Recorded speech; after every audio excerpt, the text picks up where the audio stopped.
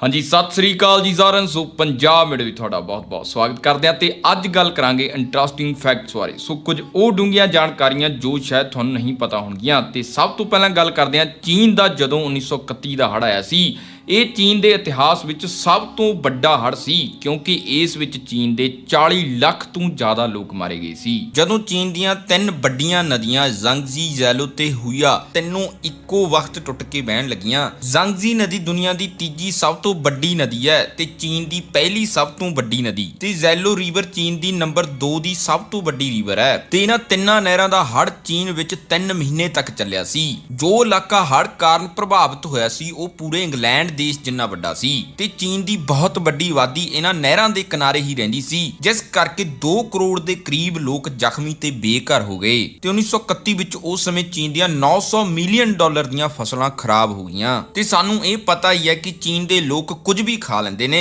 ਉਸ ਸਮੇਂ ਫਸਲ ਦਾ ਕਾਲ ਪੈਣ ਕਰਕੇ ਪਰਿਵਾਰ ਦੇ ਵੱਡੇ ਲੋਕ ਆਪਣੇ ਆਪ ਨੂੰ ਬਚਾਉਣ ਲਈ ਆਪਣੇ ਹੀ ਛੋਟੇ ਪੋਤੇ ਪੋਤੀਆਂ ਨੂੰ ਮਾਰ ਕੇ ਉਹਨਾਂ ਦਾ ਮਾंस ਖਾਣ ਲੱਗ ਗਏ ਸੀ। ਤੇ ਅਜਿਹਾ ਦ੍ਰਿਸ਼ ਸਿਰਫ ਚਾਈਨਾ ਵਿੱਚ ਹੀ ਦੇਖਣ ਨੂੰ ਮਿਲ ਸਕਦਾ ਹੈ, ਤੇ ਇਸ ਕਰਕੇ ਉੱਥੇ ਬਹੁਤ ਬਿਮਾਰੀਆਂ ਵੀ ਫੈਲੀਆਂ ਤੇ ਕਈ ਲੱਖ ਲੋਕ ਮਾਰੇ ਵੀ ਗਏ।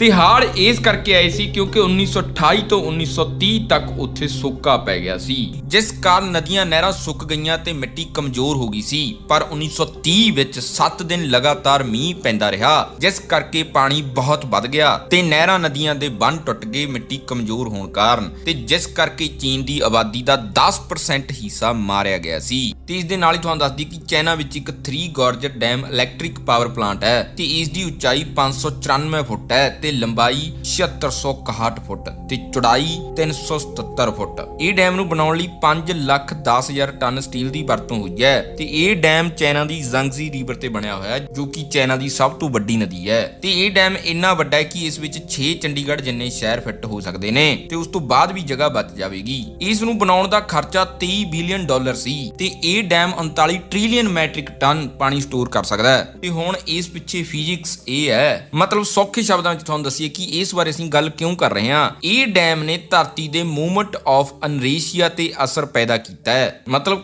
ਧਰਤੀ ਦੀ ਜੋ ਘੁੰਮਣ ਵਾਲੀ ਗਤੀ ਹੈ ਉਸ ਨੂੰ ਹਿਲਾ ਦਿੱਤਾ। ਤੇ ਤੁਸੀਂ ਹਿਸਾਬ ਲਾ ਸਕਦੇ ਹੋ ਕਿ ਇਸ ਵਿੱਚ ਕਿੰਨਾ ਪਾਣੀ ਹੋਵੇਗਾ, ਜਿਸ ਕਰਕੇ ਸਾਡੀ ਧਰਤੀ ਦੀ ਰੋਟੇਸ਼ਨ ਸਪੀਡ ਹੌਲੀ ਹੁੰਦੀ ਹੈ, ਜਿਵੇਂ ਕਿ 86,400 ਸੈਕਿੰਡ ਦਾ ਦਿਨ ਹੁੰਦਾ ਹੈ। ਪਰ ਇਹ ਡੈਮ 60 ਨੈਨੋ ਸੈਕਿੰਡ ਤੱਕ ਸਾਡੇ ਦਿਨ ਨੂੰ ਵਧਾਉਂਦਾ ਹੈ, ਤੇ 3 ਬਿਲੀਅਨ ਸਾਲ ਤੱਕ ਇਹ 60 ਨੈਨੋ ਸੈਕਿੰਡ ਦਾ ਪੂਰਾ ਇੱਕ ਦਿਨ ਵੱਧ ਜਾਵੇਗਾ। ਤੇ ਇਸ ਕਾਰਨ ਸਾਡੇ ਨਾਰਥ ਤੇ ਸਾਊਥ ਪੋਲ 2 ਸੈਂਟੀਮੀਟਰ ਸ਼ਿਫਟ ਹੋ ਰਹੇ ਨੇ।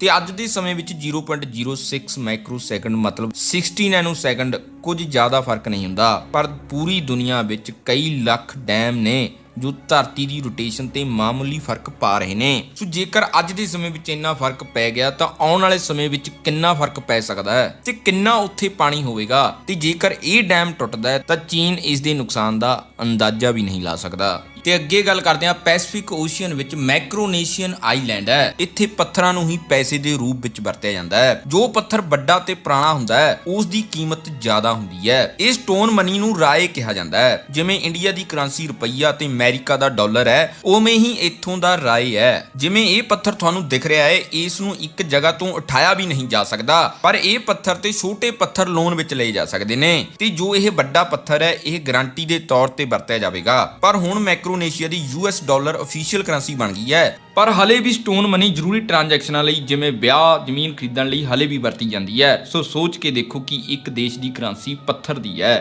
ਤੇ ਜੇਕਰ ਹੁਣ ਮੌਜੂਦਾ ਪ੍ਰੋਬਲਮ ਦੀ ਗੱਲ ਕਰੀਏ ਤਾਂ ਅੱਜ ਵੀ ਸਾਨੂੰ ਆਪਣੇ ਪਿੰਡਾਂ ਜਾਂ ਛੋਟੇ ਸ਼ਹਿਰਾਂ ਵਿੱਚ ਕਈ ਦਵਾਈਆਂ ਹਲੇ ਵੀ ਨਹੀਂ ਮਿਲ ਪਾਉਂਦੀਆਂ, ਜੋ ਸਿਰਫ ਵੱਡੇ ਸ਼ਹਿਰਾਂ ਤੋਂ ਹੀ ਮਿਲਦੀਆਂ ਨੇ।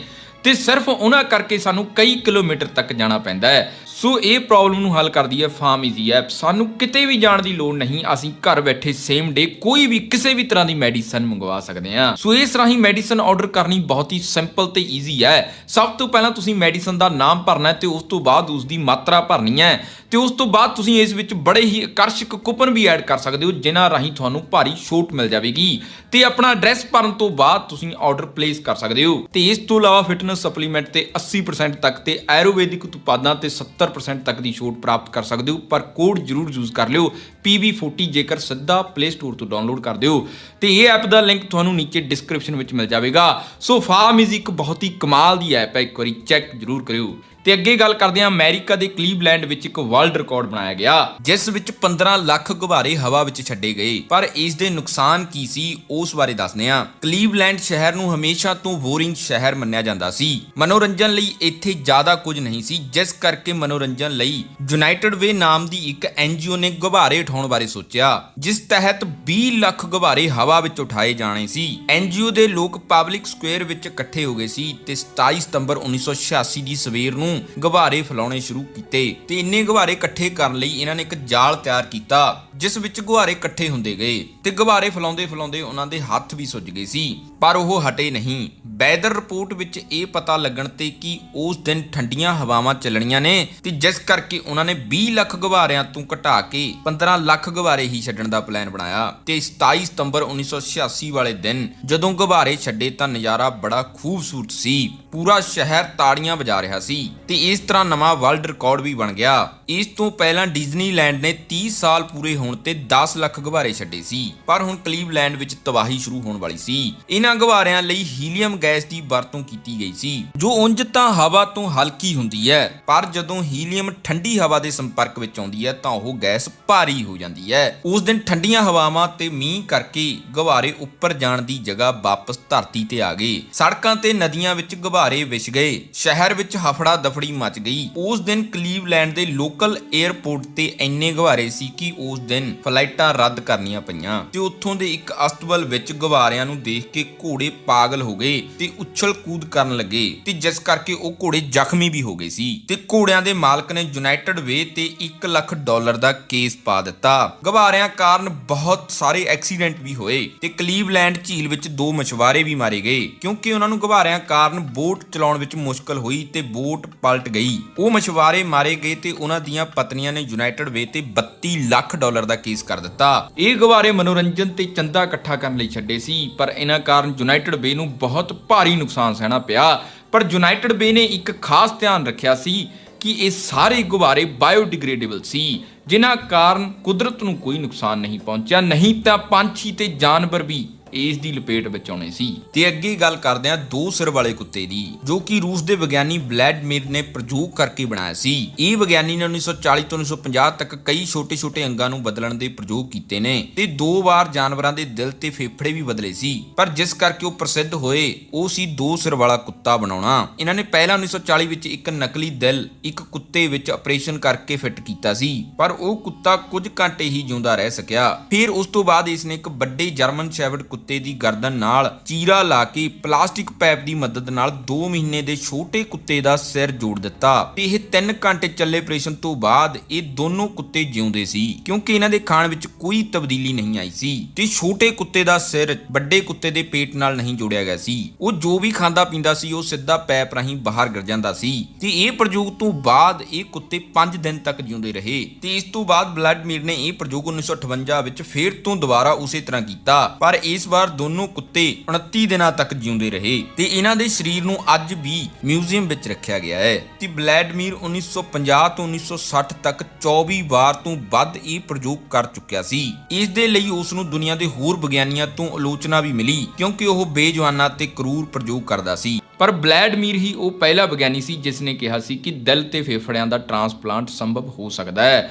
ਤੇ ਮਰੇ ਹੋਏ ਕੁੱਤੇ ਨੂੰ ਕਿਵੇਂ ਜਿਉਂਦਾ ਕੀਤਾ ਗਿਆ, ਕੱਲੇ ਕੁੱਤੇ ਦੀ ਗਰਦਨ ਨੂੰ ਕਿਵੇਂ ਜਿਉਂਦਾ ਕੀਤਾ ਗਿਆ, ਇਸ ਬਾਰੇ ਵੀ ਅਸੀਂ ਇੱਕ ਵੀਡੀਓ ਬਣਾਈ ਹੋਈ ਹੈ, ਉਸ ਨੂੰ ਜਰੂਰ ਦੇਖਿਓ, ਜੋ ਕਿ ਤੁਹਾਨੂੰ ਇਹ ਵੀਡੀਓ ਦੇ ਐਂਡ ਸਕਰੀਨ ਤੇ ਮਿਲ ਜਾਵੇਗੀ। ਤੇ ਅੱਗੇ ਗੱਲ ਕਰਦੇ ਹਾਂ ਇੰਡੀਆ ਤੋਂ ਬੰਗਲਾਦੇਸ਼ ਵਿੱਚ 5 ਰੁਪਏ ਦੇ ਸਿੱਕਿਆਂ ਦੀ ਸਮਗਲਿੰਗ ਕੀਤੀ ਜਾਂਦੀ ਸੀ। 1980 ਤੋਂ 2000 ਤੱਕ ਬੰਗਲਾਦੇਸ਼ ਦੀਆਂ ਕੁਝ ਛੋਟੀਆਂ ਕੰਪਨੀਆਂ ਇੰਡੀਆ ਤੋਂ 5 ਰੁਪਏ ਦੇ ਸਿੱਕੇ ਸਮਗਲਿੰਗ ਕਰਦੀਆਂ ਸੀ। ਇੰਡੀਆ ਤੋਂ 5 ਰੁਪਏ ਦੇ ਸਿੱਕੇ ਉੱਥੇ ਭੇਜਦੀਆਂ ਸੀ ਕਿਉਂਕਿ ਬੰਗਲਾਦੇਸ਼ ਦੀਆਂ ਕੰਪਨੀਆਂ ਇੱਕ 5 ਰੁਪਏ ਦੇ ਸਿੱਕੇ ਤੋਂ 6 ਬਲੇਡ ਬਣਾ ਦਿੰਦੀਆਂ ਸੀ ਤੇ ਉਹ ਬਲੇਡ ਨੂੰ ਉਹ ਆਪਣੇ ਦੇਸ਼ ਤੇ ਇੰਡੀਆ ਵਿੱਚ 2 ਰੁਪਏ ਦਾ ਵੇਚਦੇ ਸੀ ਤੇ 6 ਨੂੰ 2 ਨਾਲ ਗੁਣਾ ਕਰਕੇ 12 ਰੁਪਏ ਬਣਦੇ ਨੇ, ਜਿਸ ਵਿੱਚੋਂ ਉਹ 5 ਰੁਪਏ ਦੇ ਸਿੱਕੇ ਤੋਂ 7 ਰੁਪਏ ਕਮਾਉਂਦੇ ਸੀ। ਪਰ ਜਦੋਂ ਬਾਅਦ ਵਿੱਚ RBI ਨੂੰ ਪਤਾ ਲੱਗਿਆ ਕਿ ਇੰਡੀਆ ਦੇ 5 ਰੁਪਏ ਦੇ 50% ਸਿੱਕੇ ਕਲਕੱਤੇ ਦੇ ਬਾਰਡਰ ਤੋਂ ਗਾਇਬ ਹੋ ਰਹੇ ਨੇ ਤਾਂ ਉਹਨਾਂ ਨੇ ਸਬੂਤ ਲੱਭ ਕੇ ਇਹ ਸਮਗਲਿੰਗ ਰੋਕੀ ਤੇ RBI ਨੇ 5 ਰੁਪਏ ਦੇ ਸਿੱਕੇ ਦਾ ਮਟੀਰੀਅਲ ਹੀ ਬਦਲ ਦਿੱਤਾ ਤੇ ਉਹਨਾਂ ਨੇ ਹਾਈ ਕੁਆਲਿਟੀ ਫੈਰੀਟੈਕ ਸਟੇਨਲੈਸ ਸਟੀਲ ਦੇ ਸਿੱਕੇ ਬੰਦ ਕਰਕੇ ਕੇ ਲੋ ਕੁਆਲਿਟੀ ਕਾਪਰ ਨਿਕਲ ਦੇ ਸਿੱਕੇ ਬਣਾਉਣੇ ਸ਼ੁਰੂ ਕਰ ਦਿੱਤੇ, ਜੋ ਕਿ ਬਲੇਡ ਬਣਾਉਣ ਵਿੱਚ ਸਫਲ ਸੀ ਤੇ ਇਸ ਤਰ੍ਹਾਂ 5 ਰੁਪਏ ਦੀ ਸਮਗਲਿੰਗ ਨੂੰ ਰੋਕਿਆ ਗਿਆ।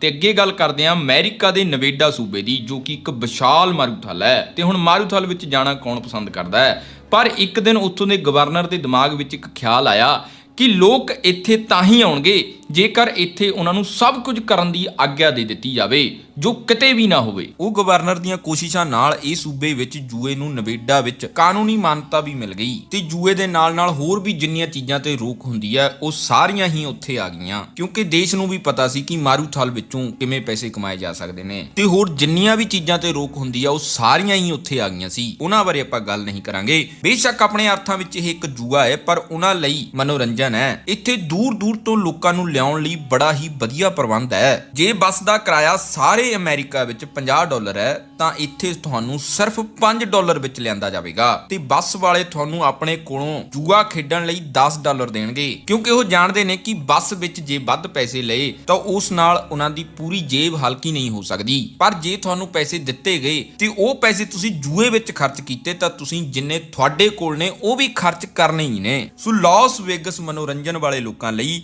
ਮਾਰੂਥਲ ਵਿੱਚ ਸਵਰਗ ਉਸਾਰਿਆ ਹੋਇਆ ਹੈ। ਤੇ ਤੁਹਾਨੂੰ ਦੱਸ ਦਈਏ ਕਿ ਇੱਥੋਂ ਦੀਆਂ ਯੂਨੀਵਰਸਿਟੀਆਂ ਵਿੱਚ ਜੂਆ ਖਿਡਾਉਣ ਦਾ 4 ਸਾਲ ਦਾ ਕੋਰਸ ਵੀ ਹੁੰਦਾ ਹੈ, ਜਿਸ ਦਾ ਨਾਮ ਹੈ the institute for the study of gambling and commercial gaming. ਮਤਲਬ ਇਹ ਕੋਰਸ ਗੇਮ ਦੇ ਅੰਡਰ ਹੀ ਆਉਂਦਾ ਹੈ। ਇਹ ਕੋਰਸ ਤੁਹਾਨੂੰ ਜੂਆ ਜਿੱਤਣ ਦੀ ਪੋਸੀਬਿਲਿਟੀ ਸੰਭਾਵਨਾ ਦੱਸਦਾ ਹੈ। ਗੈਂਬਲਿੰਗ ਇੰਡਸਟਰੀ ਦੀਆਂ ਬਹੁਤ ਸਾਰੀਆਂ ਬਰੀਕੀਆਂ ਦੱਸਦਾ ਹੈ। ਮਤਲਬ ਨਵੇਡਾ ਲਾਸ ਵੇਗਸ ਵਿੱਚ ਜੂਆ ਖੇਡਣ ਵਾਲਿਆਂ ਲਈ ਵੀ ਇੱਕ ਕੋਰਸ ਹੈ ਤਾਂ ਕਿ ਉਹ ਜੂਆ ਖੇਡਣ ਵਿੱਚ ਮਹਾਨ ਬਣ ਸਕਣ। ਤੇ ਤੁਹਾਨੂੰ ਦੱਸਦੀ ਕਿ ਜੋ ਦੁਨੀਆ ਭਰ ਵਿੱਚ ਜੂਏ ਦੀਆਂ ਕਿਸਮਾਂ ਨੇ ਉਹ ਸਾਰੀਆਂ ਲਾਸ ਵੇਗਸ ਦੇ ਕਸੀਨੋਆਂ ਵਿੱਚ ਮੌਜੂਦ ਨੇ। ਮਤਲਬ ਅਮਰੀਕਨ ਲੋਕ ਹਰੇਕ ਚੀਜ਼ ਨੂੰ ਟੈਲੈਂਟ ਤੇ ਮਨੋਰੰਜਨ ਨਾਲ ਜੋੜਦੇ ਨੇ। ਤੇ ਬੇਸ਼ੱਕ ਕੋਈ ਮੰਨੇ ਜਾਂ ਨਾ, ਪਰ ਅਮਰੀਕਾ ਵੀ ਕਿਸੇ ਸਵਰਗ ਨਾਲੋਂ ਘੱਟ ਨਹੀਂ ਤੇ ਇਹ ਚੀਜ਼ ਨੂੰ ਤੁਸੀਂ ਉੱਥੇ ਜਾ ਕੇ ਹੀ ਮਹਿਸੂਸ ਕਰੋਗੇ, ਇਹ ਗੱਲ ਸੁਣ ਕੇ ਨਹੀਂ। ਤੇ ਲਾਸਟ ਵਿੱਚ ਗੱਲ ਕਰਦੇ ਹਾਂ, ਇੱਕ ਕਾਮਯਾਬ ਪਿਆਰ ਸਿਰਫ ਬੱਚੇ ਪੈਦਾ ਕਰਦਾ ਹੈ, ਪਰ ਨਾ ਕਾਮਯਾਬ ਪਿਆਰ ਬਹੁਤ ਕੁਝ ਪੈਦਾ ਕਰਦਾ ਹੈ, ਜਿਵੇਂ ਕਿ ਕਵੀ, ਲੇਖਕ, ਲਿਖਾਰੀ, ਸੁਪਰਸਟਾਰ,